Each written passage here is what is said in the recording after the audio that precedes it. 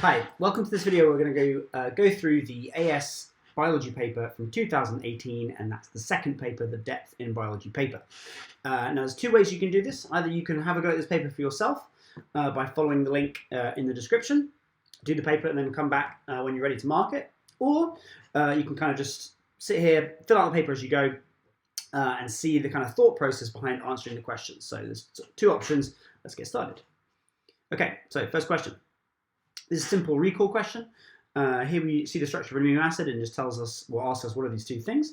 So U over here is going to be the amine group, or the amino would be fine as well, amino group. And this bit here is the carboxylic acid. Carboxylic acid group. Okay, moving on.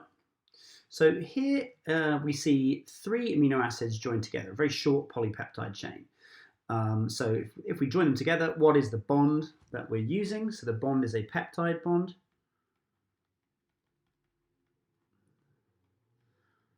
And the type of reaction that would make this bond is a condensation reaction. Okay, moving on to B. Pepsin is a protease enzyme with a polypeptide chain containing 327 amino acids. Titin is the largest known protein. It has a polypeptide chain containing at least 92 times more amino acids than pepsin. That is enormous. DNA sequences in genes code for polypeptides. Explain why a process known as transcription is necessary for polypeptide synthesis. Okay, all right, so DNA is in the nucleus. It's too large to leave. To leave the nucleus, it's massive. So it must be transcribed.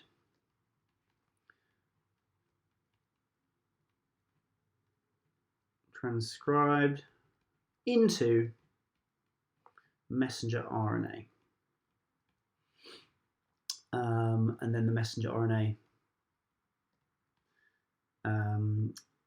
attaches to ribosomes in the cytoplasm, or the ER. Okay, let's quickly check the mark scheme for that. Just make sure that we're doing it right. Okay, so the mark scheme here, right up to the top. Okay, so notice that we need to have the underlying terms. So messenger RNA is key. Idea that the RNA goes to the ribosome, or the rough endoplasmic reticulum is where also the ribosomes are kind of embedded. So DNA is too large, so it can't leave the nucleus or cross the nuclear envelope. So we got all those points, so that would definitely give us two marks there. Okay, let's go back to the paper. Calculate the minimum length of the DNA base sequence required to code for titin. Okay, so notice how I kind of knew this was coming because I had already underlined these things here. So when they give you numbers, you're probably going to have to use them. Okay, so first of all, let's figure out how many amino acids in titin. So amino acids, alpha for short, is 327. That is in pepsin, but it's 92 times more. So times 92 is going to equal 327 times 92. 30,084 amino acids. That's a lot, but there's another step, because remember that each amino acid is coded for by a triplet of base pairs, or a codon. So we need to times this number by 3. So DNA base pairs equals, so 30,084 times 3, which is a lot. So it's 90,252.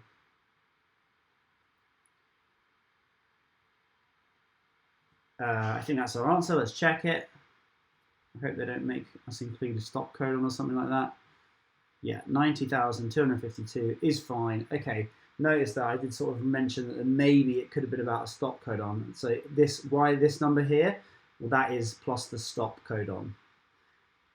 So the stop codon is 3 3 amino acids long, so that you could sort of say that with the stop codon, it would be 255.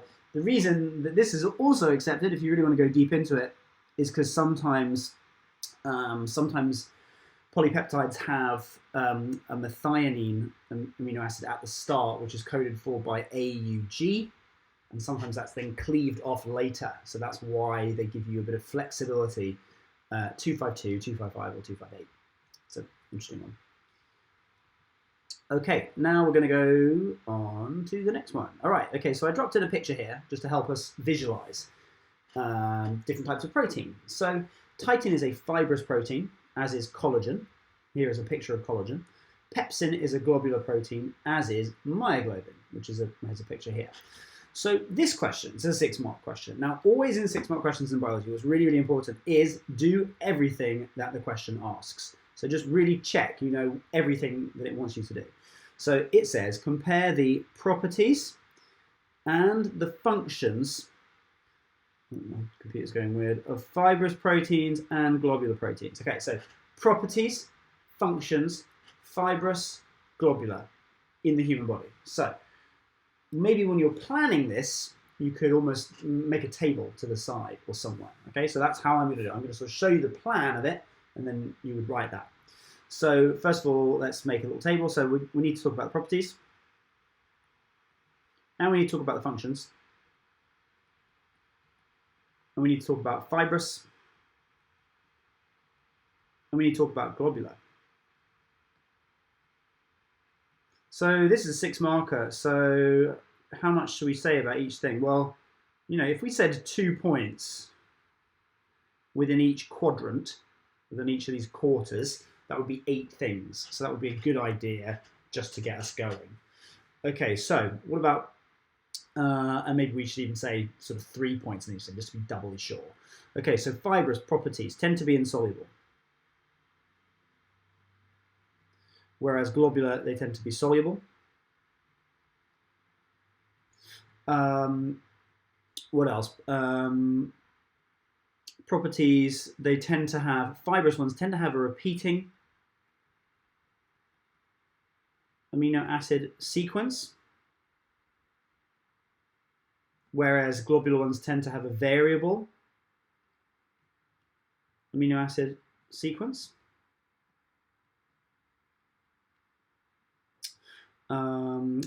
Fibrous tend to be sort of, well, long fibers. These tend to be coiled up into a roughly spherical shape. I've already run out of space here. We could talk about more things. What else about fibrous proteins? Quite often we tend to have numerous polypeptides lining up to form a coil or a rope. Okay, so that would be sort of here. So, you know, several polypeptides twisted together, whereas sort of lengthwise, I guess you could say. Whereas with the globular protein, it's just kind of all bundled up. All right, what about functions? Whoa. Okay, so functions, we're talking about structural functions for fibrous. Structural functions. So we've got loads, okay? So we could talk about individual types. We could talk about collagen. Now, collagen is found in connective tissue and cartilage, and it's even found in bone. And the bone, basically how to make bone is you have like collagen, and then you kind of add calcium phosphate to that collagen, which hardens it to make a bone. So collagen is one. We can also have elastin, which is a stretchy, elastic fiber. Is found partially in the skin, I think, and it's also found, very key, is in the alveoli, which allows their sort of elastic recoil. We've also got stuff like fibrin, which remember is the fibrous protein that forms blood clots. So those are some sort of structural functions. Globular proteins have much more diverse range of functions. So we've got enzymes,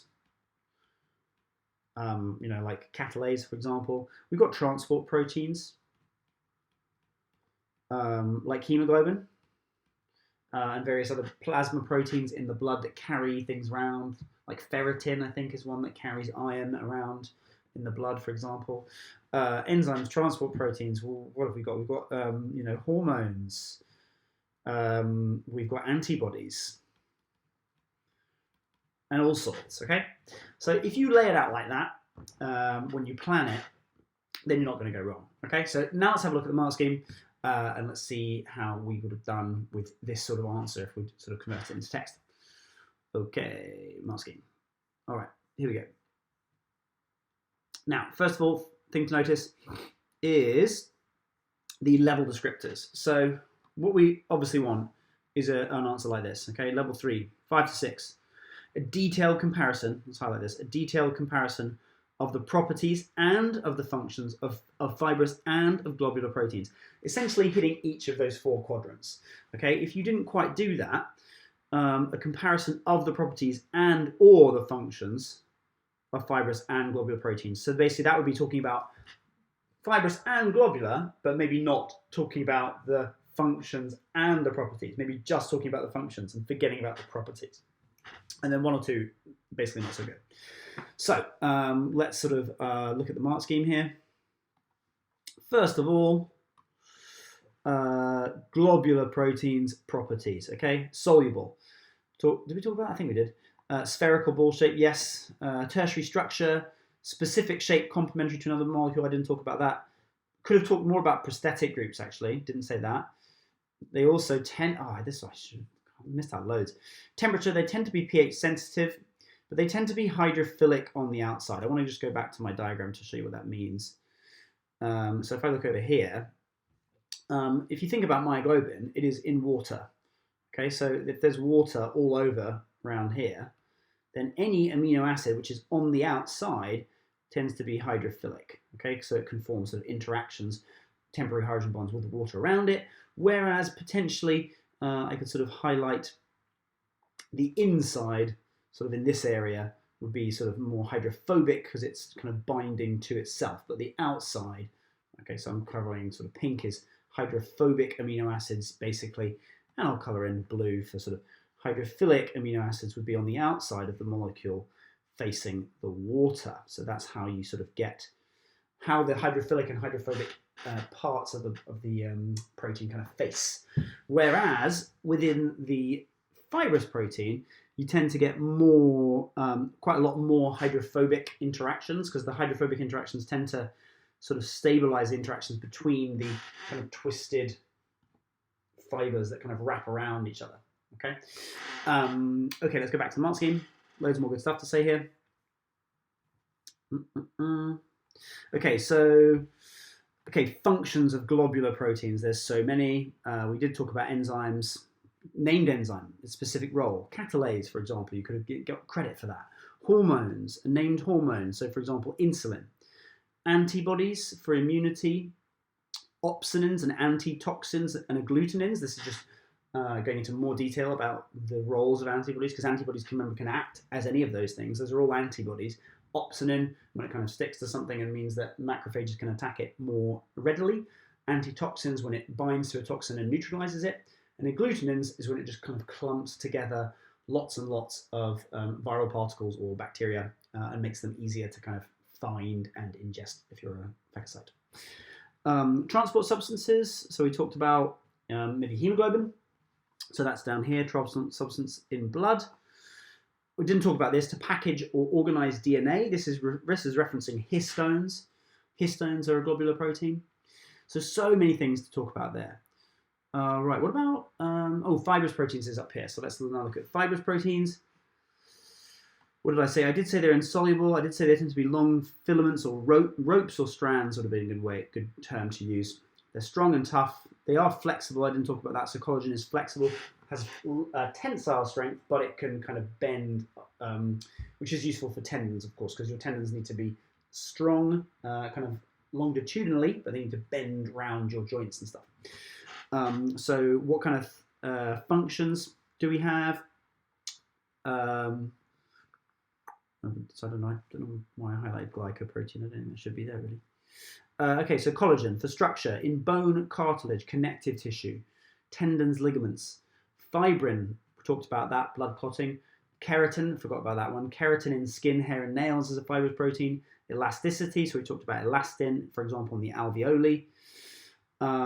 Didn't talk about this. You might not have learned about this yet if you're in year 12. You will learn about actin and myosin in year 13, and those are also fibrous proteins. Also tubulin, so this is a fibrous protein that is inside a cell. It's called tubulin, and it makes up microtubules. So again, there's so much stuff we could say there. Right, okay, I think we've taken enough time on this question. Hopefully, you've got the idea. All right, moving on. Okay, so another protease enzyme is HIV-1 protease, which is essential for the life cycle of the HIV virus. Inhibition of this protease prevents HIV from maturing. And in 1995, we came up with a drug to inhibit this, saquinavir. It was approved by the FDA, which is the US Food and Drug Administration. Okay, so here we've got some data, and it basically says, calculate the rate of decrease in deaths from AIDS between 1995 and 1998. Okay, well, there's some key things there. It is the rate, okay, that it's asking for, the rate of decrease. So we're not talking about percentage decrease. We're not talking about the actual decrease. We want the rate of decrease in deaths from AIDS between 95 and 98. Okay, so first of all, let's zoom in a bit and make sure we know what we're doing. Okay, so deaths in 95. Now, deaths is this one sort of dash dot. So deaths from AIDS is here in 95, and then 1998. Oh yeah, they've made this really horrendous because they want us to like make sure that we look right in the middle there. 98 is right bang on there, exactly there, because it's in the middle. They've purposely picked some years where you have to really look carefully at the graph. Okay, so they're not very nice really. Okay, so now let's look at the working. All right, so here that is spot on 50. Oh, but hang on a minute, have I actually looked to the right? Yeah, okay, that is the number of deaths. Okay, so because notice that there are two axes. There's one there, and there's one there. So you might have quite easily gone to the wrong axis. So I'm glad we went to the left. Okay, so it goes from 50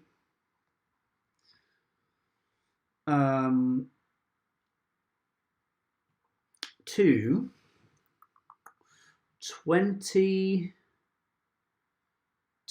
Yeah, that's bang on 22, because that's 1, 2, 3, 4, 5. Yeah, so 22. So it goes 50 to 22, and it does that in 3 years. Okay, so it goes 95 to 96 to 97 to 98.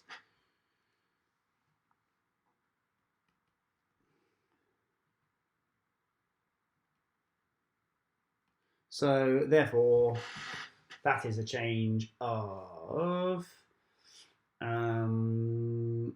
so 28, isn't it? 50 minus 22, 28. So 28 over 3 is 9.3. What? So we could say 9. Oh, it says 2 significant figures there. There's another key thing, because I almost put 9.33, but once I need to 2 significant figures. So 9.3, and that is deaths per year.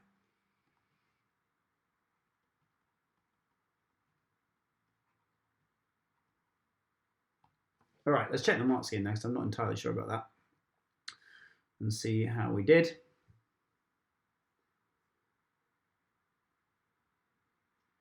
.3 deaths per year. 9.3. Oh, I got 1 mark. I made a stupid error. Look at my stupid error here. Do you spot what I did wrong? I thought that was too easy. It's here, okay? In thousands. I missed this section there. So I would have got 1 mark, I think, for my working, but it's 50,000 to 22,000. I thought that number seemed really low. So yeah, 9.3 thousand deaths per year. So I should have done 9,300, because that's the 2 significant figures, 9,300 deaths per year.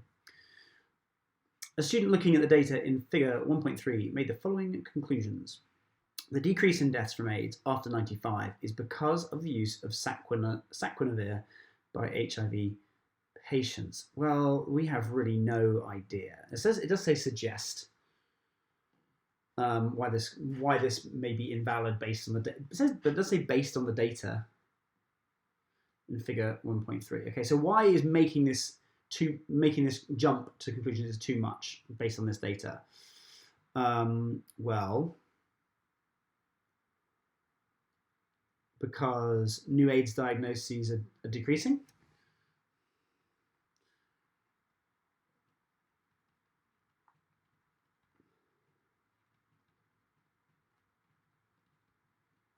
So maybe just fewer people are catching HIV. What else? We also don't know what other public health measures are going on. We don't know if there's other treatments involved. There's so many things that we could say. I think possibly just look at the Mark scheme. Okay, so there is a decrease in new diagnoses. It already began before 1995.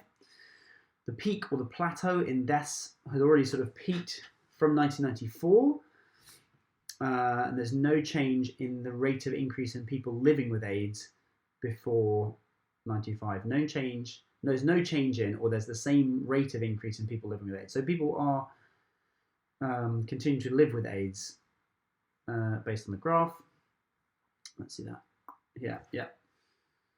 This is continuing to go up. So we can't really say if the drug saquinavir is the one that is preventing people dying, because this part here, we've already reached a plateau. So basically the question is saying, well, what's going on from here to here? Okay, it's already dropping. The new cases of AIDS are already dropping. So what's caused that drop? Maybe that is what is causing the fewer deaths from AIDS. Okay, let's move on. C, a group of students wanted to use thin layer chromatography to identify 4 amino acids. To produce the chromatogram, the students drew a pencil line 1 centimeter from the bottom of the chromatography plate and put solvent into the beaker to a height of approximately 0.9 centimeters. So this, I think, is a question which is going to ask us about the method. So I don't really like that because that's quite close, isn't it?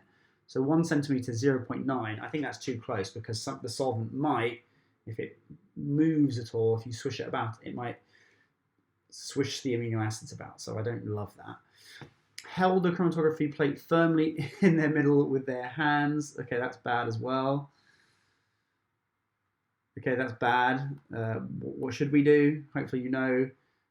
Use forceps. And why? Because we have, lots of things on our fingers, just, oils and that are present in our skin and stuff like that, and amino acids on our skin that would contaminate the paper. Left the apparatus to stand as shown in figure 1.4. To stand as shown. Okay, so I think we should have some sort of clip it upright because it might sort of lean over and fall or something. So there's quite a few things there. Okay, so what are the four ways we could refine this? So number 1, the solvent needs to be lower compared to the 1 centimeter line. So it's got to be like, I would say 0.5. Use forceps here instead of lowering it with their hands. Clip it upright, and I just spotted another one here. Look at these 2 points. This is ridiculous. Why is that one so close to that one? They should be evenly spaced. The place where the amino acid samples are placed on the pencil line should be evenly spaced across the paper, not clustered together. Mark scheme. Let's have a look. Whoa, there's loads. Oh, we need the reason as well. Suggestion plus the reason. Describe 4 ways you would refine the method. Yeah, it does say it very clearly here when you look at the question. For each change you suggest, give a reason why this would improve the results of the experiment. Okay, so let's just briefly talk about each one. So the solvent needs to be lower because if it's right at 0.9, the amino acids might dissolve into the solvent and get mixed around in the solvent, which you don't want. Contamination from the hands might get on the paper, so using forceps would prevent that. Clip the apparatus upright so that it didn't sort of lean over because if it leaned to the side, then I suppose the amino acids could again go underneath the layer of the solvent in the bottom and get dissolved. Again, I think that's probably, and then here, of course, because those are two so close together, it means that the amino acids, as they migrate up, they sort of, the spots kind of blur, so it's difficult to measure the RF values. Right, now let's see what the mark scheme says. There's lots of different things here. You can pause the video and double check whenever you want. I'll just go over it. Okay, so pencil line. Yeah, to stop them dissolving with a solvent. So we could, that's the pencil line higher, or we could say put the solvent, put slightly less solvent in, I think. Yeah, make solvent lower, so that's accepted there. Okay, yeah, amino acids, put them further apart, or, you know, move them sort of the same distance apart. That's what I said, put them the same distance apart, spread them apart so they are distinguishable, clear. Yep, that's what we said. Wear gloves, use forceps, yep, all that sort of thing to prevent contamination, transfer of substances from their hands. Oh yeah, I didn't talk about that one, that's a good one. Put a lid to prevent the solvent from evaporating. Sort of, yeah, support the plate to keep it upright or still at a constant height, so sort of clips, use a clip to clip it upright. Didn't talk about staining, that's another good thing. Use ninhydrin, that's a good word to remember, ninhydrin. That is the thing that you need to use to visualize the presence of an amino acid, because most amino acids are colorless. So you use ninhydrin, which kind of gives them a UV stain, so you can then see them under UV light to visualize the amino acids. And of course, you could repeat it again. Okay. Label the amino acids is another suggestion once you've figured out what they are, I suppose. Oh, sorry, label the amino acid spots at the beginning because you don't know which one you put where. Yeah, that's pretty obvious as well. Okay, so there's loads of stuff there. There's actually up to 8 things you could have said. Okay, this table shows the RF values of some amino acids. Use the information in the table to identify amino acid X by calculating its RF value. Okay, amino acid X. All right, okay, so this is going to have a low RF value. Now, I can't do ruler on my computer here, but I can sort of estimate it, and then we'll just look at the mark scheme. Remember, this is the distance here from the origin to the solvent front, so I'll just call that for S for solvent distance. And I'm going to call this one to the top of the spot let's call it A for the amino acid distance. So the RF value equals A divided by S. And that's looking to me like it's going to be something like 0.1 or something like that. It's not going to be a lot, or maybe 0.2. So it's most likely going to be glutamine, isn't it? Let's look at the mark scheme and see what you were supposed to measure that as. So you've got to have this range, 0.1 to 0.15, so it does give you a bit of a leeway. It says no mark for figure in correct range unless it also shows the working out. So you have to actually have the working out, which is kind of harsh. So you must show the supporting calculation. This is the first time I've seen this actually in a paper. They requiring the supporting calculation to get the mark. Oh, I suppose it's because they already just show you the value in the table below, so they don't. You could just copy it down and just be like, oh yeah, bang on, it's 0.13. Okay, so it's therefore glutamine.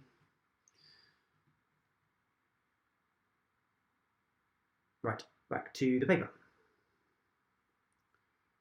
So yeah, it's somewhere, so from 0.1 to 0.15, and therefore it's glutamine. Wow, that was all the first question. My goodness, that was a long question. That's why it's called the depth paper. They really go into depth on one issue. Okay, question 2.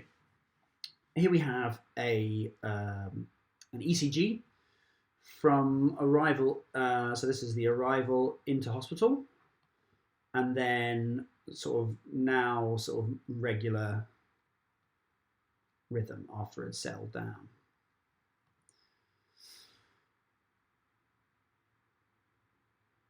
Oops, I can't spell rhythm, can I? R-H-Y-T-H-M, rhythm. Okay, name the heart rhythm abnormality that the patient is suffering from. So if we look here, we can see that this is a really good comparison right here, because here we can see that there's, in this space here, that's 1 heartbeat. And up here, there's 1, 2, 3. So it's a much higher heartbeat. There's 2 in the space of where there would be sort of 1 heartbeat. So yeah, so that's tachycardia, which is rapid heartbeat. Tachycardia. The equation for working out cardiac output is cardiac output equals stroke volume times heart rate. So you'll be given this equation in the exam. Quite easy to remember those, so I think you should probably maybe try and remember it so you're just familiar with how it works. So stroke volume is the volume of blood pumped per heartbeat, and the stroke volume of the patient is 80 centimeters cubed. Calculate the cardiac output of the patient using figure 2.1b. Give your answer in standard form. Okay, and also I'm going to give it in units as well. Okay, right, so okay, so I'm going to zooming in here because we need to work with, we need to work in seconds.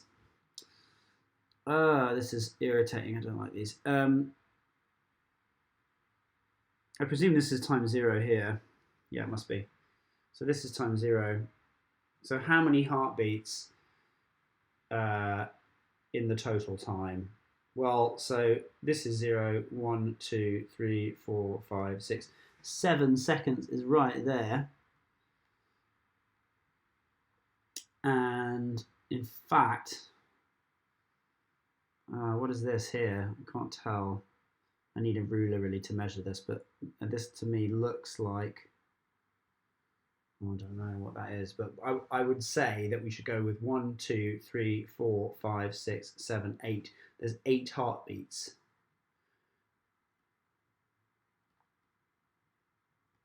In the total time.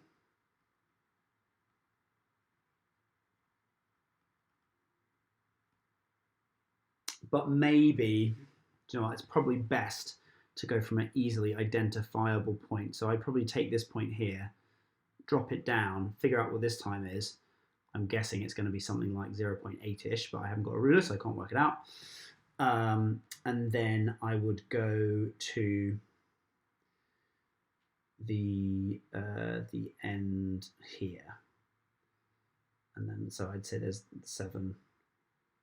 8 heartbeats in that time. 1, 2, 3. Yeah, from there to there, and then I'd work out. This is about 7.8, I think. So it's probably 7.8, yeah. So in 7 seconds, there's 8 heartbeats. Okay, so what does that mean? So let's scroll down a little bit. So I go 8 beats in 7 seconds. Therefore, how many beats per second? So 8 divided by 7. So that's 1.14 beats per second, which is equal to, we times that by 60 to get beats per minute. So that's, I'm saying that's 68.6 beats per minute. And now I need to times it by the stroke volume. So 68.6 times 80 equals 5,488 cm cubed per minute. So that's what I'm going for. That is using some quite shoddy estimation without a ruler. Let's see if I've done that all right. 5,488. Yeah, I'm all right. So yeah, I would fall within that. So I would get, oh, but I didn't do it in standard form. So I only get 2 marks for that. I would have missed out a mark because it wants it in standard form. For God knows why. No real reason. So we could do that in standard form. So that would be 5.4. Does it tell me how many significant figures? Nope. Times 10 to the times 10 to the 3. This is the correct answer. So this would be 2 marks. This would be 1, 2, 3. Okay. Slightly weird. Okay, explain how the heart is controlling the electrical activity at Y on figure 2.1b. Okay, Y. Okay, so this is the ventricular systole. Okay, so why? This is the PQRS complex. So, sorry, QRS complex. So QRS complex. This is the ventricular systole.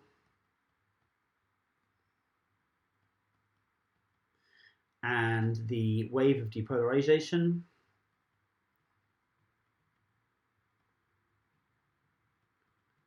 Hits the AVN, which is the atrioventricular node, is delayed for a fraction,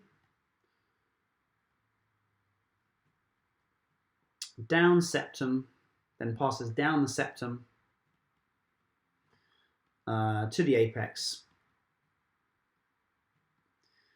And when it goes down the septum, it goes down the bundle of His, and then it gets to the apex, and then it goes up through the Purkinje tissue or the Purkinje fibers, spreading up from the apex of the heart upwards. Dipole spreads upwards. Let's look at the mark scheme to get the exact wording. So the impulse of the wave of depolarization or wave of excitation. So I said depolarization, but excitation is also good. Reference to the AVN, bundle of His or Purkinje fibers. Yeah, didn't need to talk about the apex, but yeah, that's the way it goes. So yeah, we got the marks there. Okay, so then it talks about the insert. So I got the insert here. Figure 2.2 on the insert shows photographs of the sheep's heart that were considered for use in a school dissection. Okay, looking at the two hearts, in figure 2.2, a student decided that heart 2 was a better choice for dissection because it has more structures present. Yeah, I agree. Well, we can see what evidence? Well, it looks like we can see more fatty tissue and more of the valves at the top, the atria, basically. So Z has atria slash probably the aorta slash, difficult to tell really, but if we zoom in, it looks like, yeah, that's an atrium there. That looks to me to be like an aorta, and these things here may be the pulmonary veins, although I'm not really, I think there's a pulmonary vein, so there's a lot of stuff going on there, which the heart 1 doesn't seem to have.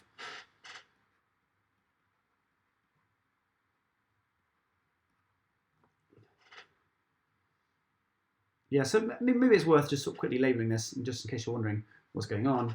So, I mean, difficult to tell, but this is probably the left ventricle. This is probably the right ventricle. This is probably here, that hole there is probably the right atrium. That looks to be the aorta, although it's a little unclear. And maybe this region here, possibly, those are the pulmonary, pulmonary veins, which supply deoxygenated blood coming back from the lungs, maybe. All right, let's look at the mark scheme and see what it says. Aorta, pulmonary artery, pulmonary veins, vena cava, yeah, blood vessels. Even just blood vessels was enough. So Z is the left ventricle, yeah. Ignore cardiac muscle. It is the left ventricle. Remember that when we're looking at a heart, if it's on the right side of the page, it's on the left side of the person. Okay, so if you're, yeah, that's what you need to remember. I'm going to zoom out a little bit, back over here. Okay, so yeah, left ventricle is Z. Okay, figure 2.3 shows the heart at different stages of the cardiac cycle. All right, so A to B to C to D. Fine, okay. Box A shows atrial diastole. Blood is entering the atria, which are relaxed. Outline the remaining stages of the cardiac cycle. Oh, this is a lovely question. This is such a give me, isn't it? This is like, just give me the marks. I know the stuff. It's not complicated. It's a simple describe what's going on with reference to box B, C, and D. Okay, so I'm very quickly going to go through it up here, but I don't think we need to spend too much time on this question because hopefully you did quite well. So in here, we've got the, so A, which it said was atrial diastole.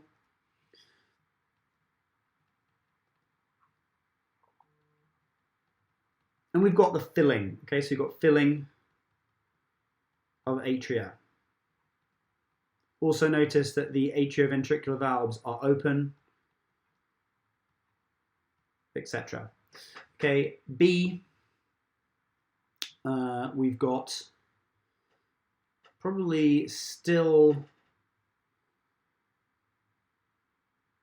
yeah, I would say that B is still sort of at the end of atrial systole, or it could be end of atrial diastole, it could be atrial systole, it's difficult to tell, but this looks more contracted. I think that's probably atrial diastole still.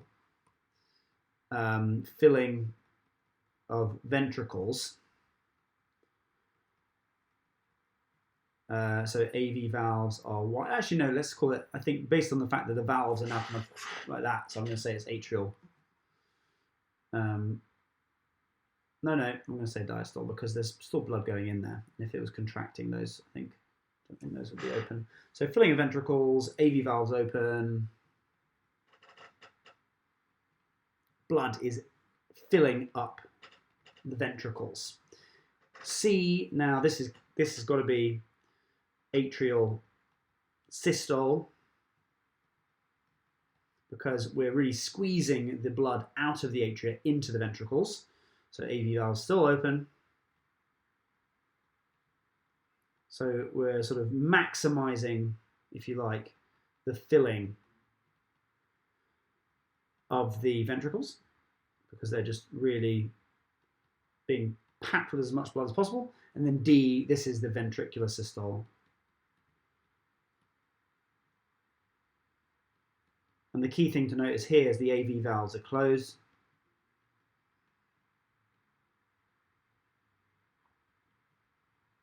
And now, actually, the first thing here is the semilunar valves are open, whereas in all the other pictures, they were closed. So now we're forcing blood out into, and you could give these two things a label. So this would be the aorta, and this would be the pulmonary artery.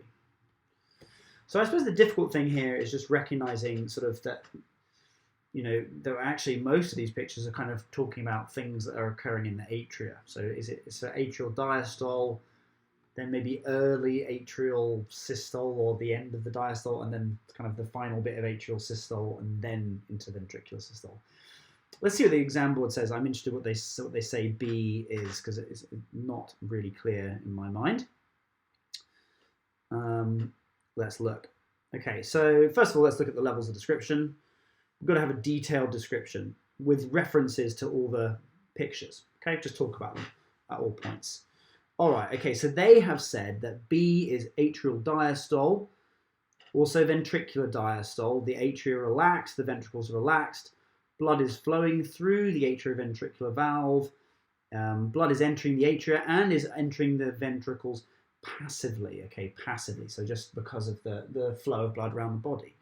Then they've said that C, now they've said atrial systole. So is that what I said? Yeah, I said atrial diastole. Diastole. I said yeah. B is diastole. C is okay. So that's what I agree with them. Good. So then they said C is atrial systole, and this is when the atrials are contracting. Pressure on the blood in the atria increases. Blood flows through the atrioventricular valve, so ventricles are filling under pressure, so the volumes of the ventricles increases, and so on. Then finally we get to D, which is the ventricular systole. I'm going to use a different colour, that's a bit too much. And in ventricular systole, we're talking about ventricles contracting. Now we've got the semilunar valves open, we've got the AV valves closed. Does it say that? Yeah, atrioventricular valves closed and blood flows into the aorta and the pulmonary arteries. So yeah, I think we would have got marks for that. Okay, but that's quite a nice question, isn't it? It's just sort of simple, describe question, getting lots of marks there. Moving on to question 3. I'm going to take a quick break for a cup of tea. I'll be right back. Okay, on to question 3. Cytoskeleton is present in all eukaryotic cells. First thing is state how the cytoskeleton moves around the cell. Moves organelles around the cell. Okay, so we need to have motor proteins attach to microtubules. Okay, and the motor proteins is really cool. They kind of do this. They kind of walk along the microtubules like this, and they can carry things around with them. Check the mark scheme. Tubulin or motor proteins. So tubulin is the protein that makes the microtubule. Motor proteins are the things that do this. Okay, on to the next question. Epithelial cells in the airways of mammals play an essential role in defense against pathogens. So this is talking about epithelial cells in the airways. It's talking about ciliated epithelium. And this is tricky here because it's asking you really about the cytoskeleton. So this is kind of hard to relate it to the cytoskeleton, but there is a way, and that is because the cytoskeleton and the microtubules are the things that move the cilia. Okay, so there's 4 marks here, so we've got a lot of stuff to say. So we need to kind of break down the mucous membrane. Maybe we should just sort of say that they form a mucous membrane, because that might be worth a mark. And in the mucous membrane, we've got a few things. Okay, we've got goblet cells. And they produce mucus, or maybe we could say secrete mucus. And then the mucus traps bacteria.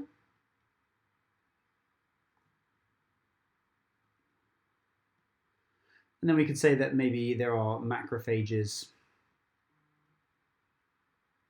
that can ingest or phagocytose those bacteria that have been trapped. But then there's the other parts of the mucous membrane, which is really the cytoskeleton, which we haven't talked about yet, which is the ciliated epithelial cells.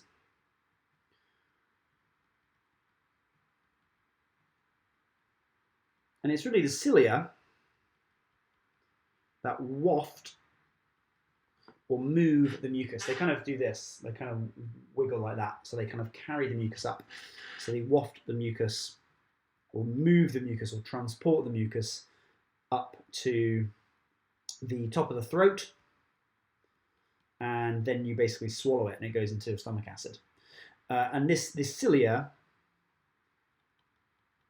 move via the action of microtubules and motor proteins. That's what makes that part of the cell move.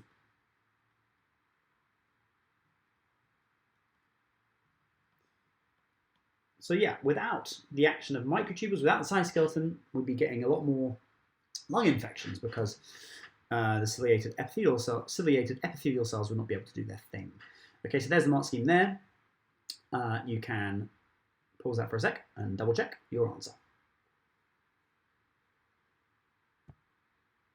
Okay, back to the paper. Okay, phagocytes defend the body by engulfing and destroying pathogens in a process called phagocytosis. A student produces a summary of these different stages, and there's 2 errors in there. Describe what the 2 corrections should make. All right, so let's read these and figure out the corrections. Phagocytes are attracted by chemicals produced by pathogens. Yep, I'm okay with that. Just about. No. Okay, that's big no-no. Phagocytes recognize pathogen as self. No. Non-self.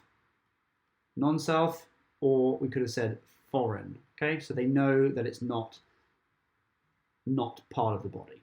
Okay, first one, we found it and we've corrected it, so that's good. Stage 3, phagocyte engulfs the pathogen and closes it in a vacuole called a phagosome. Yeah, that's okay. Enzymes from lysozymes digest and destroy the pathogen. Yeah. Phagosome combines with a lysosome to form a phagolysosome. Okay, so this needs to go here. So 5 has to go in between 3 and 4. So it's, yeah, we can't have the enzymes digesting it before the fusion of the lysosomes and the phagolysis with the phagosome to make the phagolysosome. So that's the second thing. So stage 5 needs to go between stage 3 and 4. So basically swap stages 4 and 5. Check the mark scheme. Yep.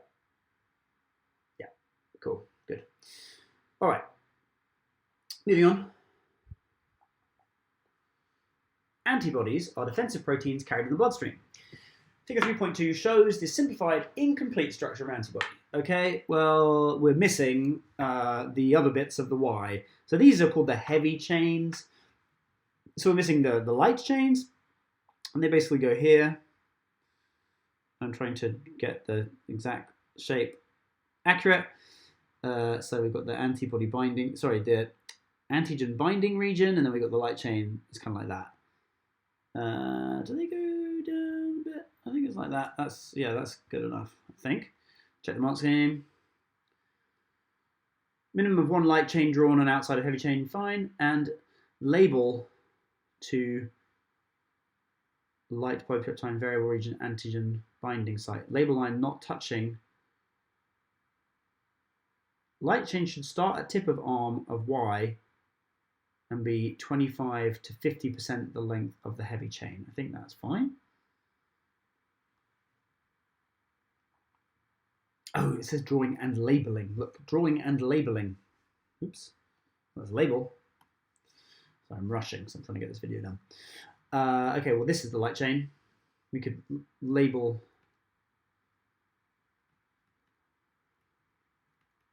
This is the heavy chain. Do we have to label everything? Might as well, I suppose. Antigen binding site.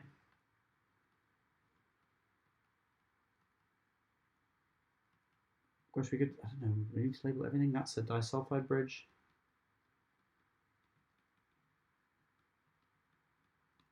I think that's probably enough. There's variable region, constant region. Do we need to do that as well? What is the mark scheme? It seems like a lot for 1 mark. Okay, so we just need some sort of label. Okay, so a label of any one of those would be okay, but we do have to label it, and I almost missed that mark because I didn't see the labeling part. Don't rush. That's the moral of the story. 4. Ions have a number of important roles of living organisms. Okay, these things you just got to remember. Loading of phloem, that is H+. Cofactor for amylase is Cl-. DNA structure is PO4 3-. That's a phosphate. I'll double check that. Yeah. Cool. Kind of threw me that question for a second there because I don't really think of the phosphate as an ion. I suppose it has a role when the structure of the DNA is built. It doesn't sort of float around as an ion because it's covalently bonded in the backbone. So that was kind of what threw me, that phosphate one. But yeah, I suppose in the production of DNA replication, for example, inorganic phosphates are important. If you've ever wondered what sometimes we see in biology Pi is, well, that's it. Okay, that's the phosphate ion, PO4 3-. 4.2. Dissolved ions diffuse between blood plasma and tissue fluid. Pressure differences at the arterial and the venous ends of capillaries are responsible for the formation of tissue fluid. The following measurements were made in one capillary. Okay, hydrostatic pressure at the, so this is net. At the arterial end was 4.6 kPa. Oncotic was -3. Okay, so we could do a bit of quick maths there. And we can realise that actually there's a difference there of +1.6 between these two. Pushing out is the formation of the fluid. So a sort of net, an overall pressure of 1.6 out pushes the fluid out, creates the tissue fluid. And at the venous end, the hydrostatic pressure is only 2.3. So therefore, if we kind of do a little maths here, actually, it's going to be a sort of -0.7 of sort of pressure of pulling in the fluid. Okay, so that's what we need to say. So we sort of express that as a couple sentences. So at the arterial end, The difference is in pressures is plus 1.6, maybe include the calculation, which means that the blood plasma leaks out of the capillary, forming tissue fluid, whereas at the venous end of the capillary, the hydrostatic pressure and the oncotic pressure, the overall effect is there a minus 0.7 pressure, pulling tissue fluid back into the capillary where it becomes blood plasma again, because it's now back in the capillary. Now, because there's kind of more of a push at the beginning than there is a pull at the end, this causes some fluid to kind of accumulate in the tissue fluid, and that becomes sort of leftover tissue fluid, and it's drained away by the lymphatic system. Let's check the marks. Okay, so so it's greater than 3. Fluid moves out from the capillary at the venous end. Hydrostatic pressure is lower than oncotic, and so the fluid moves into the capillary. So yeah, the sort of 3 is less than. Yeah, I think that's all fine. So we need to name the end of the capillary, make a comparative statement, and talk about the direction of movement of fluid. Yeah, we did all that. Moving on. B. Copper ions act as irreversible, non-competitive inhibitors of the enzyme catalase. Irreversible, let's highlight some important stuff here. Irreversible and non-competitive inhibitors. Okay, so that means non-competitive inhibitors. This is an allosteric site, it's not. And irreversible means permanent. That's basically it, okay? So the non-competitive inhibitor binds to an allosteric site. It does so permanently, and when it does so, it alters the 3D structure altered so that now the enzyme cannot fit its substrate because the active site itself has had an altered shape. Let's check the mark scheme there. Inhibitor binds to the allosteric site, changes the tertiary 3D structure. The active site, not sure if I would have got this mark here because I didn't really say the active site is no longer complementary. I did talk about this up here, but it's the same mark point, isn't it? But if we do talk about the active site, make sure to use the vocabulary complementary when we're talking about the substrate. The substrate is complementary to the active site. That's key vocabulary. We could have said that enzyme substrate complexes cannot form.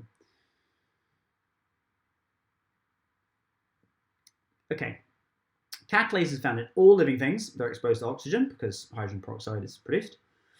It's a useful biomarker of oxidative stress in fish exposed to water contaminated with copper ions. A group of students carried out an experiment to explore the effects of copper sulfate on the action of catalase. They measured the activity of catalase exposed to different concentrations of copper sulfate. This is why you're not allowed to put copper sulfate down the sink. Okay, I don't know if you've ever done a practical copper sulfate, that blue solution that you've probably used in science before. We're not supposed to put that down the sink because it is harmful to fish, because it messes up their catalase and they die of oxidative stress. Okay, so this is measuring the volume of oxygen gas produced. So quick bit of background science. H2O2 is hydrogen peroxide, and it can be broken down into H2O plus O2, and it's done by catalase enzyme. Okay, that's not balanced, but we could balance it. But yeah, that's just the kind of basic process. Okay, sketch a graph. Okay, that's pretty simple. Okay, so it starts high, goes lower, and then it kind of goes lower, but it's not. You can look at those numbers and you can think. Now, to do a sketch graph, actually, you just need to show the pattern. So it actually can be quite quick. It's basically like this. However, we could, so this is concentration of copper. So we label the graph fully of copper sulfate.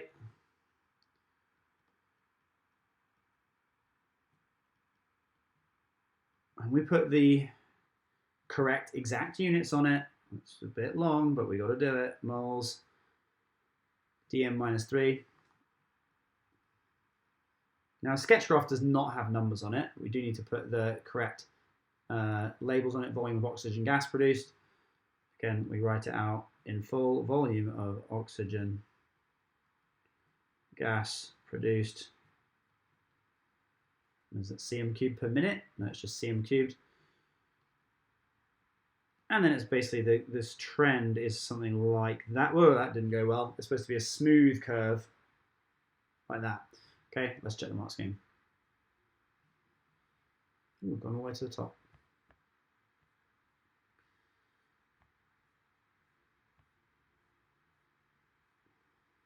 Downward sweeping curve showing negative correlation drawn. Not a straight line, not plotted points. Curve may level off at the end, that's fine. And the x and y axis both have to be labelled properly with everything that it said in the table to get the mark. What can the students conclude? Well, basically that the higher the concentration of copper sulfate, the less active the catalase was. I think that's it. The higher the volume of copper sulfate, the less active the catalase enzyme was. So as concentration of copper sulfate increases, the volume of oxygen decreases. There's a second mark, and therefore copper sulfate inhibits the enzyme of catalase. Yeah, and you could have also said that at higher, so I'm just looking over here. So the first mark is just for giving the general pattern. As the concentration increases, the volume of oxygen decreases. The second mark is talking about the fact that it's the catalase activity that is inhibited, so it's just drawing that conclusion that's the catalase that's inhibited. There is a third mark point, which is talking about that flattening of the curve. If I just draw that curve here, so the fact that it's steep at the beginning and then it's kind of leveling off slightly at the end, because pretty much most of the enzymes have already been damaged or inhibited. There aren't that many more to inhibit once you're adding excess copper sulfate in this kind of range down here, from there to there. So that's what it's getting at. Okay. 3 rivers in the Himalayan foothills were polluted with copper, which affected the aquatic wildlife. Scientists provide 1 dead Indian barbfish, Isomus danricus, from each of the rivers. Let's find a picture of that and drop it in the video right here. Done. Scientists were unable to find a direct measure of the copper ion concentration in the fish. For some reason, using the information provided suggests how scientists could use the fish tissue. Okay, well that's simple. This is using a reference curve. Okay, so this actually is basically anytime you do one of those reference things and then calibrate. So like if you've got a glucose test for a colorimeter, you remember how you do that? You sort of do your absorbances and you get your reference values like this, blah blah blah blah blah. And then you do your calibration curve, and then you've got some value here. Sorry, some absorbance like here, you go across and then you come down like that. This is the exact same thing. So what we want to do is we want to measure catalase activity.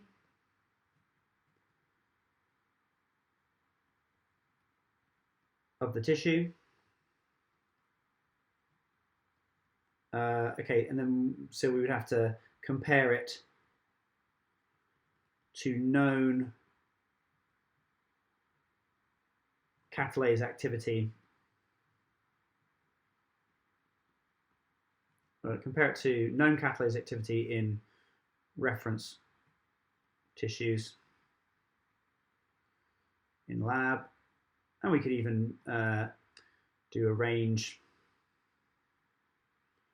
of tissue samples in the lab to form a calibration curve.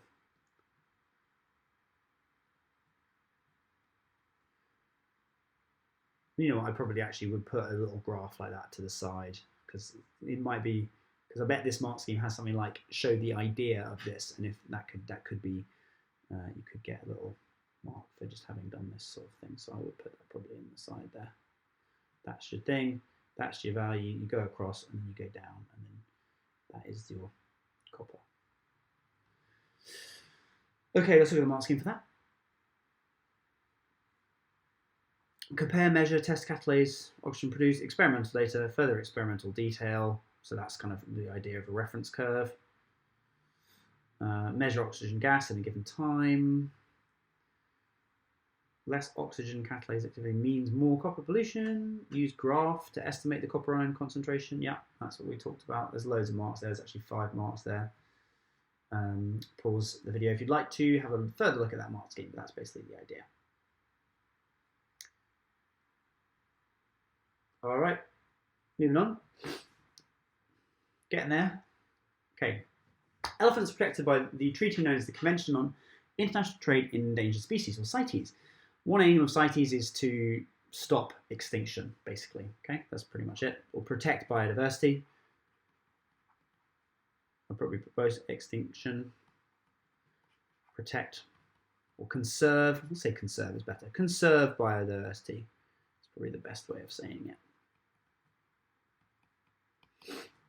Between 1913 and 2013, wow, the worldwide population living in the islands, this is sad, isn't it? It has dropped from 10 million to 500,000. Oh boy, okay. 22, all right, okay, maths. Some maths here. All right, so how many, okay, so it's gone from 10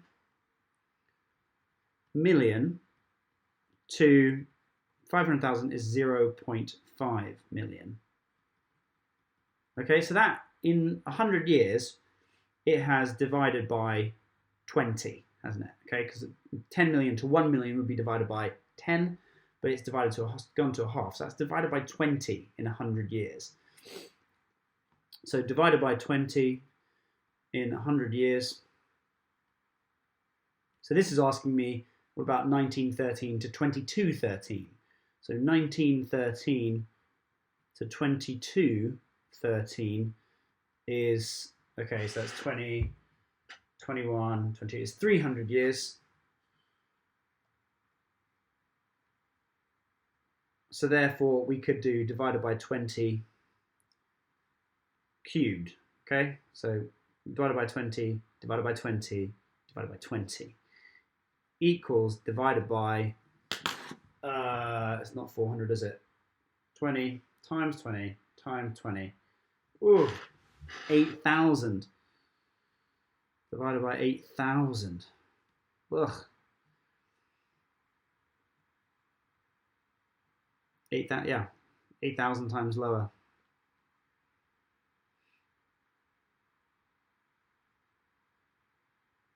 I'll just write it out as 8,000 times smaller, like that, just to make really clear.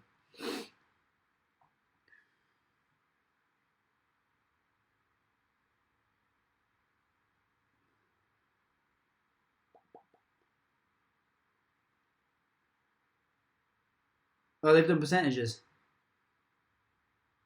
Will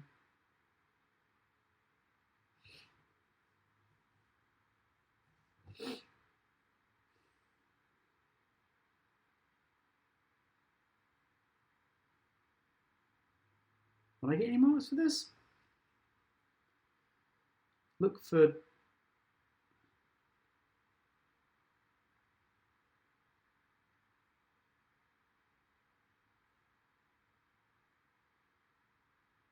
Maybe I only get 1 mark for this. So they say 1,250.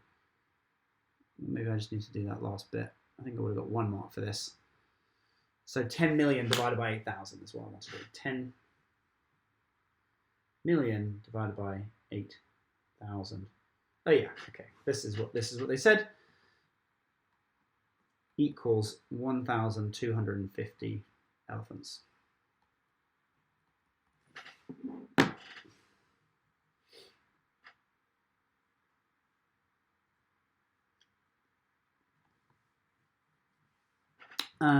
B.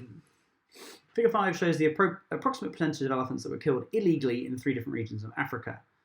Okay, so let's just sort of just quickly kind of sort of look at so this is kind of peaking in sort of 2011 to 2012. Western Africa sort of goes up quite a lot in 2007, then it comes down a little bit, and then goes up in 2015. 2013 is quite a low year. Central Africa, well, it's kind of just a bit fluctuating, isn't it? But it seems to be generally an upwards trend.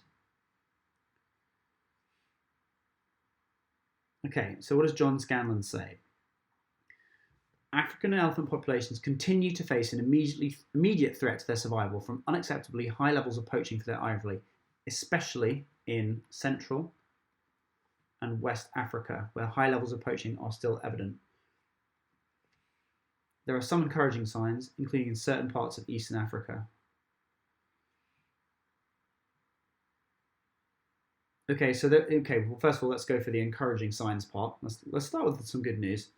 So the encouraging signs, yeah, this is the encouraging sign. So the encouraging sign is that since 2012, really, or 2000, we don't have data for 2012, so we could say since 2011, there has been a decrease. So this stuff. Okay, so since 2011, the Eastern African region, there's been a decrease in the number of illegally killed elephants. Okay, and it's decreased from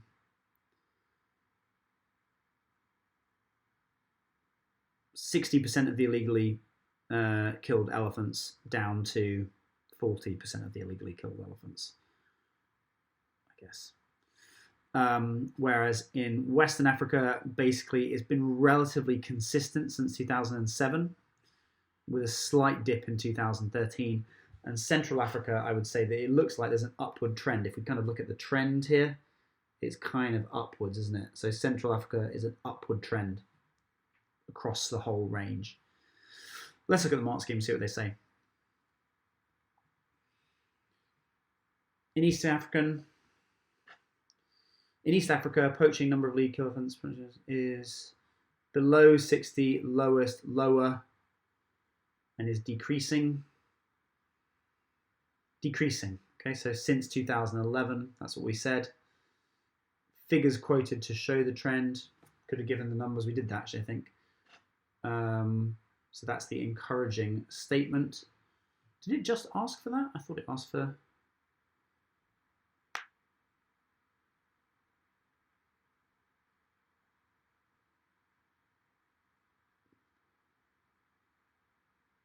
So I'm just reading this.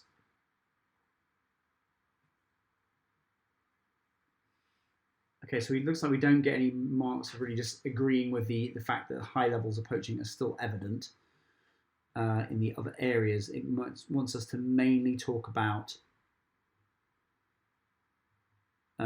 Eastern Africa. Oh no, it does give us this allow stuff here. Okay, so this is actually, okay, this is given marks as well. So in Central or Western Africa, the percentage of elephants killed legally is mostly over 60 or is stable or is even increasing, and giving the figures. Okay, so I suppose the key message here is, figures.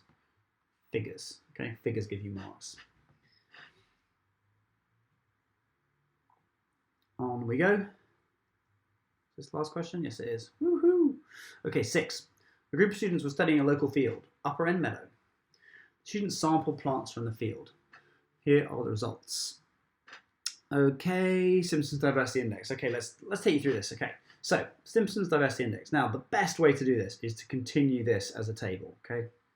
We're going to need this here. So, we're going to need N, which is the total number of organisms, which is this. So, that's 6 plus 7 plus 3 plus 8. So, 7 plus 3 is 10, 16 plus 8 is 24. And over here, we're going to need to do N, small n divided by big N. So this is 6 divided by 24. Okay, and then we've got to square those. Another n squared. So 0.25 times 0.25. Okay, so I've done that, and now I've got to work out the sum of all that, which is here. Yeah, first we extend the table. We do the n divided by big N. And then we do that value squared. We sum them up and we get this. Now, don't forget that we have to 1 minus the sum. Okay, so the value is that at the end. 1 minus 0.275 gives us this value here. And that is worth 3 marks. It looks like, if we didn't get the final answer, what marks can we get? I think we definitely get 1. We get 2 marks, I think, for getting to this value. 3 marks for getting to this value. Oh no, we need 3. Oh, so no, it was 1 mark for getting to this value, the 2nd mark for getting to this value, and the 2SF is the 3rd mark. Okay, so we need to have it to 2SF. It does say that right here, so two significant figures. Name a piece of equipment that could use for the random sampling of the plants, shown in Table 6. Quadrat, that's easy. Not a pooter, that's insects. The group of students attempted to extract and purify DNA from a plant in Upper Meadow.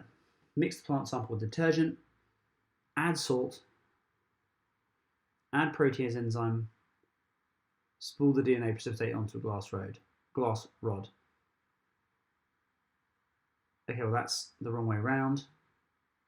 I don't think so. Salt is later. And I think there's also ethanol involved. Gosh, I haven't revised this for a while. I'm just going to go to the mark scheme. But that doesn't look right to me. Okay, so we could have said yes or no. I would have probably said no. We didn't talk about abrasion grinding. Yeah, there was no alcohol or ethanol added to precipitate the DNA. And the temperature is not low to reduce enzyme activity. Really, this is interesting that you could have said yes. So you could have said yes because there were some things that were added correctly, like detergent and salt and protease, but it wasn't really done in the right order. So yeah, pause the video there if you'd like to have a look at that.